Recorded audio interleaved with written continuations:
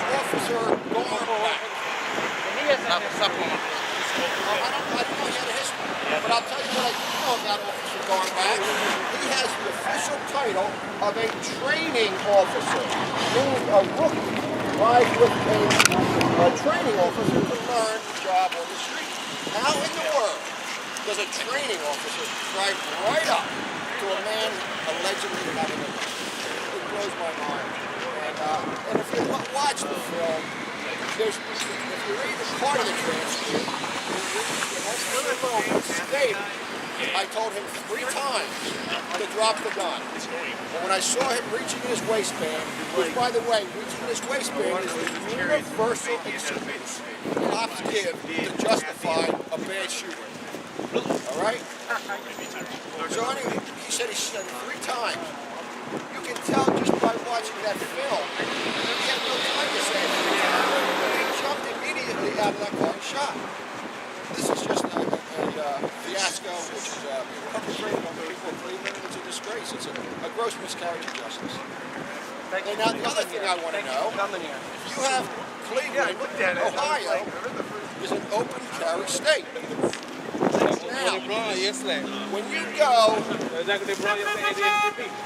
when you go from having a state that's not open carry to open carry, that puts a big responsibility on the police. The police department has got to come out with a policy. All right, guys, it's a new ballgame. People can walk around with guns. Here's how we're going to handle it.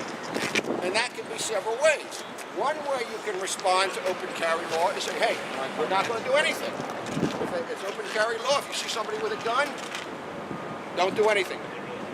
Or you can say, hey, if you see somebody with a gun, go up nice and courteously ask them, excuse me, but do you have a permit to openly carry that? That's it. You have to have a policy. I want to know what the policy was in Cleveland when open carry was introduced. Or did they not have a policy? And if they did not have a policy, oh man, that reflects really poor on your police force. And the other thing now, when you have open carry, why would you dare, why would you even think of being ready to kill somebody when it's an open carry state? Even if this individual did pull out the gun, he was going to pull out the gun, but first of all, that's nonsense. Okay? It looks like he was lifting his shirt up. You do not, even a 12-year-old kid knows better than to pull out a gun, a toy gun, when the police are coming. But even if he did, he may have a permit to have that gun. Subsequently, that's why you stop 100 yards away, 50 yards away, have your gun pointed and extended, you have a permit to carry. But you don't even do that, because then you're going to have to stop every white guy who's carrying. And that white guys aren't going to stand for that. So that just blows my mind. Mr. Lewis, I'd like to present you with a wow. block badge. Maybe you could get a little bit more out of that one. Thank you very much. Appreciate your service. Thank you. Yep. Yeah, he's retired. Just like in Ferguson. I know exactly how Officer Darren Wilson approached Michael Brown Jr. and his buddy. I know how because I was 24 years a cop, and every cop knows exactly what Darren Wilson said. I mean, yeah, Officer Wilson. You have to realize you got 2 black men walking in the street, and I guarantee you, Michael Brown Jr. would be alive today if Officer Wilson, Darren Wilson, had rolled up and said, excuse me, gentlemen, but will you please walk on the sidewalk for your safety and the safety of motorists? Michael Brown Jr. would be alive today.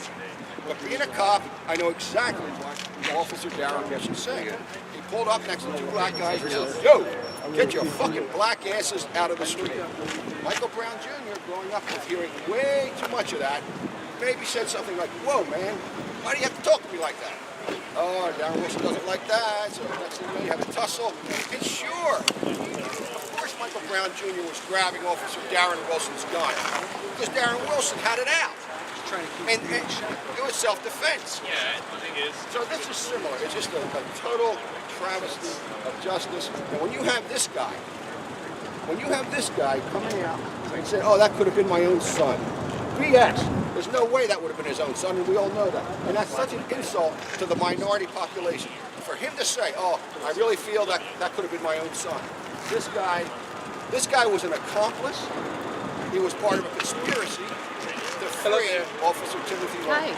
And that is all it is. He knows very well. He had two witnesses testify to the grand jury. Well, guess what? These guys, he knew what they were going to say. He knew they were going to justify it. Why did not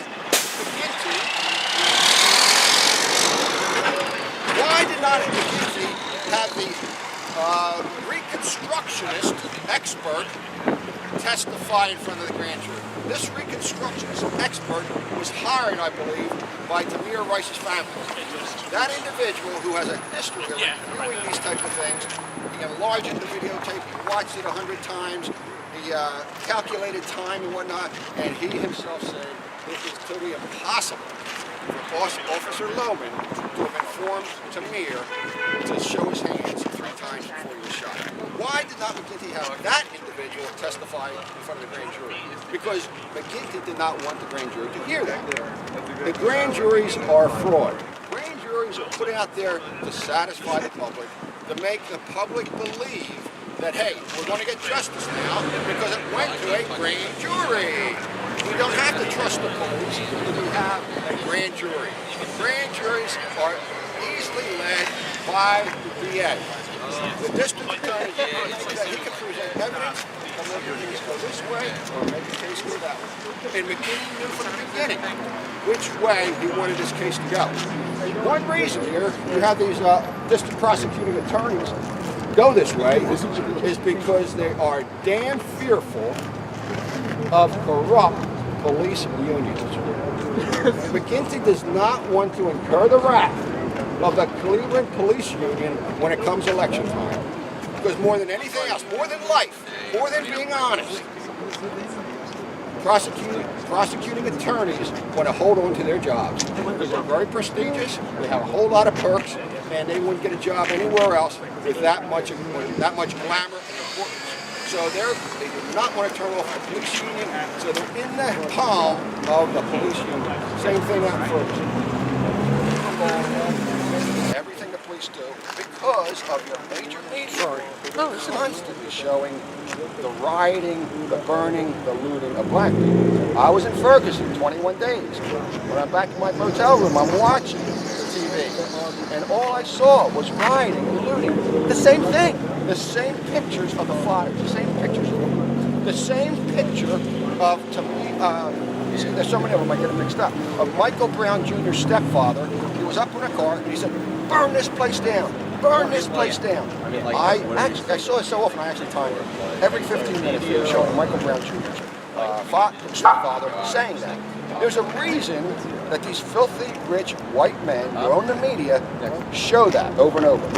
They want all of white America to fear the black people. They want them to think, "Oh my God, those black animals, I don't want them in my neighborhood." This all goes along with accepting militarization of the local police departments. Because now when you have all of white St. Louis and Missouri and all of the country seeing these, and they call black animals, rioting, burning, all of white America is saying, "Whoa, not only will I allow my police department to become militarized, I want my police department to become militarized to protect me and my family from those black animals coming into my neighborhood." What is your message about the Tamir Rice case? My message about the Tamir Rice case is you were screwed. Big time. This is a travesty of justice. An innocent boy got killed, and nobody is being held accountable. Who's being held accountable? Not the officer, not the person that hired this officer, because it's documented that his previous chief said this man is unqualified, mentally unqualified to be a cop. They did not even do that. That person has to be fired. And then you have I want to know, what is the police policy? Ohio is an open carry state. Along with that comes a whole lot of responsibility on the police department. I want to know when that came about. What came out from the police commissioner's office saying, okay guys, this is the way we're going to handle this. Either, hey, if it's open carry, don't do anything. Or if it's open carry, here's what you have to do. Just drive up slowly on someone, get out, and courteously ask them, excuse me, but you have a permanent carry. And then if they don't, then you can arrest them. But there's got to be a policy. What is your message to Clevelanders about the prosecutor? Like all last week, you know what I'm saying? My message to the people of Cleveland about the prosecutor, Timothy McGinty, is hold him responsible for allowing a murderer to go free. You cannot have this guy get away with this. He doesn't have a soul. He doesn't care that there's justice brought. He cares about his job. What he does not want to do is to incur the wrath of a corrupt police union. And I can say that about Cleveland, even though I don't know a thing about Cleveland's police union, because I know all of them are corrupt. Okay? And he does not want them hitting him on come election. McGinty is elected. You're right, yeah. He does not want the union going against him in election. In what way are they? Money, money, money. These guys, they hold elections just like politicians. To be the president of a police union, you have to run an election. And you have 4 or 5 people that want to be the president of a police union, so they all have their campaigns. As in any election, campaigns cost money. They send out these leaflets, they send out color glossy brochures to all cops. They have advertising. They hire people to call. Hey, don't forget, tomorrow's voting day. You got to come out and vote for somebody. They say, listen, you need a ride, we'll give you a ride. To hire these people, it takes money, it takes money. I know for a fact that Philadelphia police union, John McGinty, he got money on his campaign from the banks in Philadelphia. And when you get money from banks, you're walking in a bad territory. You don't want to deal with banks. Yeah, and I heard you heard in the grand jury. There are some Clevelanders that believe the grand jury came back and no bill. Some people think it's over. I'm saying, well, that's why I'm out here, because I realized, hey, it does seem to be over out there. I didn't come out right away, but I realized, well, nobody's protesting anymore. It's like it was shoved under the rug, and that just went against every grain in my body. That something like this could be over so quick. But I know why. I know why. People in Cleveland and oppressed people everywhere, they feel so disenfranchised. They've been beaten down so long, so hard, that they realize, I can't do anything. It's hopeless. It's a psychological term. The psychological term is called learned helplessness. People actually learn through previous experiences to feel helpless. Learned helplessness is a psychological term, and that happens to people in this situation. So what? Well, like I said, I'm trying to get people show solidarity and let people know, hey, we're right with everything you said about the cop and McGinty. That's one thing. Second thing is, I would like to get people a little more back involved with this situation and say, hey, okay, maybe we can do something if there's enough of us. There's got to be enough of them.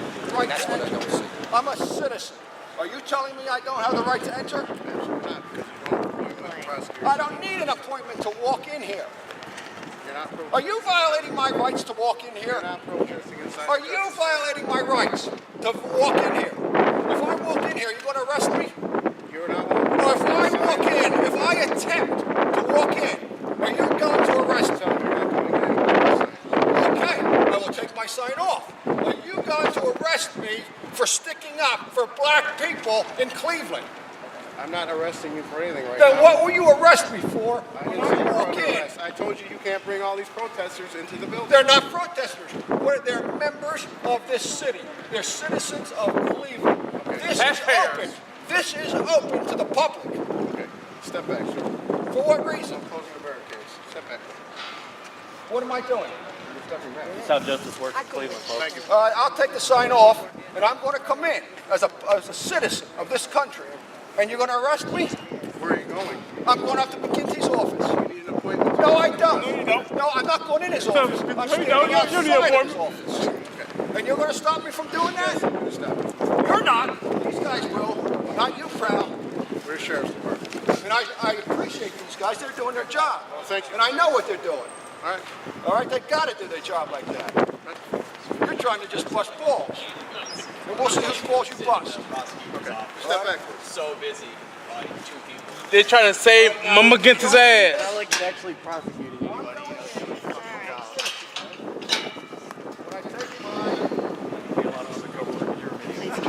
Hey guys, do you get this? Look at this. This is what Got a they whole do goddamn SWAT every team. day. For innocent people. Okay, these guys got it, right? Yeah, they do. For innocent people, for a child get killed. This is what they do. They save his ass. They don't arrest the scumbag that shot him. No. No one's causing a disturbance by going up and sitting in Prosecutor McGinty's office. We're not going to prosecute you. Why can you not? Nobody has an appointment to see him. Okay, what if I went there and I was asking How a question on about behalf of the public? Without signs, without anything indicating I was protesting. What if I came back, I walked away, came back an hour later, and I'm not the prosecutor? Same thing. What if I went Who wants food, Lord? That's true, right? Is that true or not true? That any of you protested? All right. So we late? So then why are you stopping us? You're not going to the prosecutor's office and you're not bringing your signs in. Why do you have to ask us where we're going? You're not stopping them. We can all leave and come back an hour later individually and do the same thing. I have no sign, I have no gun, you can search me. I'm not going to put up any force about being arrested. Okay, I'm going to comply with everything you said. 24 years, I was one of you guys, all right? I'm not going to bust your balls. But I'm not going to have my rights violated. I have a right to go into that building.